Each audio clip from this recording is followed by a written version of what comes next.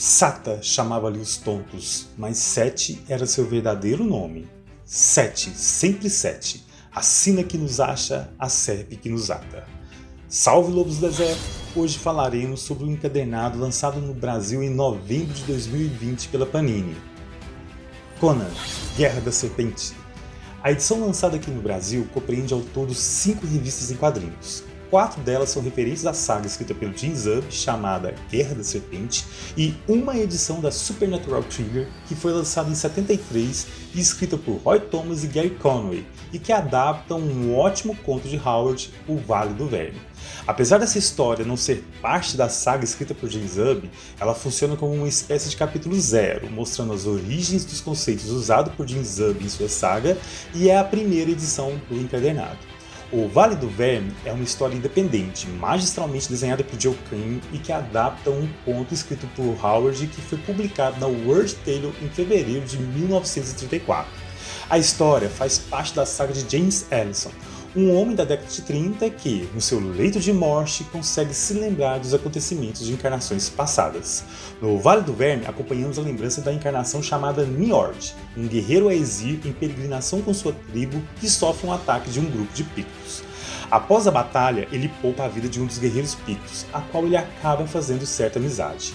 Esse Picto lhe conta a história do Vale das Pedras Perdidas, um lugar que contém uma terrível e ancestral ameaça. O Vale do Verme é uma história bem simples, mas que funciona muito bem. O trabalho de adaptação de Roy e Gary preenche o quadrinho com bastante recordatórios, o que salva muito do teor howardiano do conto. Este mesmo quadrinho já havia sido publicado aqui no Brasil pela editora Block em 1977 e, acredite, isso ter sido novamente publicado no Brasil é muito legal. Ousa dizer que este encadernado já quase se paga só pela presença desse clássico.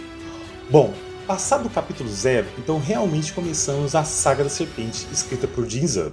O roteiro da saga gira em torno de uma misteriosa entidade que usa a capacidade de James Allison de se lembrar de suas encarnações passadas para reunir 4 guerreiros de diferentes épocas a fim de enfrentar as traiçoeiras artimanhas do deus Set. A entidade usa Allison como uma espécie de fio conector entre as diferentes eras, e os heróis escolhidos são Cavaleiro da Lua, Salomão Kane, Dark Agnes e, claro, Conan.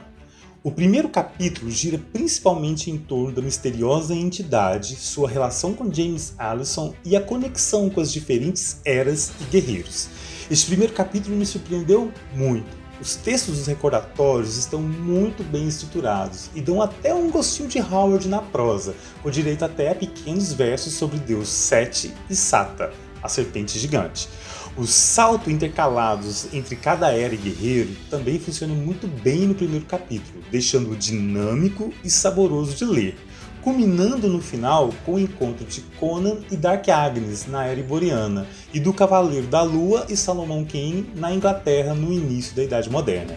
Jim Zub parece simular um pouco a maneira de texto do Howard e isso funciona perfeitamente bem no primeiro volume. Mas, infelizmente, o acerto que Jim promove no primeiro capítulo não se sustentou tanto no segundo e terceiro.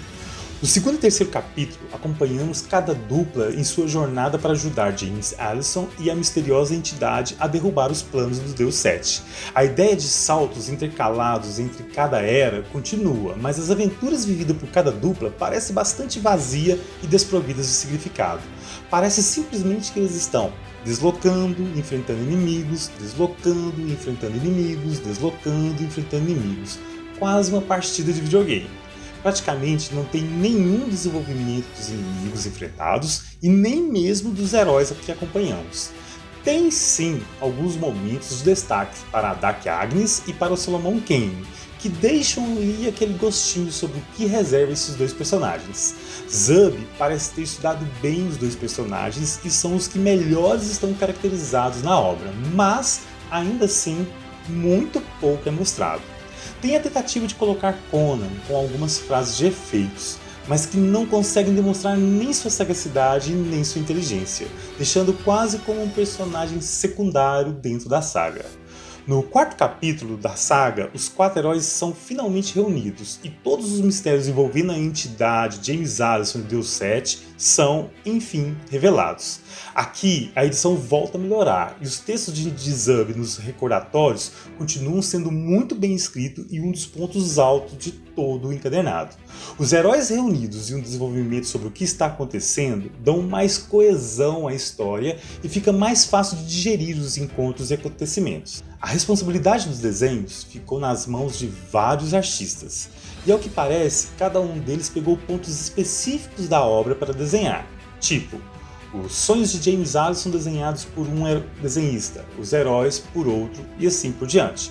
O estilo de cada artista varia, alguns são um estilo mais cartunesco, outros um estilo mais clássicos, mas, verdade seja dita, nenhum deles entregam nada que seja memorável. E particularmente acho que a arte do Gil Kane na história inicial melhor que todo o resto do encadernado. Em resumo, o encadernado traz um grande clássico dos anos 70 e uma saga de Jinzurub que oscila entre bons e maus momentos. Mas acho que um ponto importante é nítido a tentativa de Jinzurub de escrever um texto de forma que se pareça com o que estamos acostumados com Howard.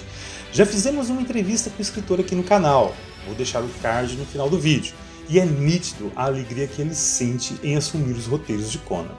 Particularmente, acho que Jinzurub merece um crédito, e é bom lembrar que até mesmo Roy Thomas demorou em acertar a mão nos primeiros quadrinhos do personagem. Assim, vou fechar esse encadernado com uma nota 7, acho que está de bom tamanho. Se você gostou desse vídeo, deixe seu joinha e assine o canal. Compartilhe esse vídeo nas redes sociais, isso ajuda o fórum a crescer. No mais, é isso pessoal, e até a próxima!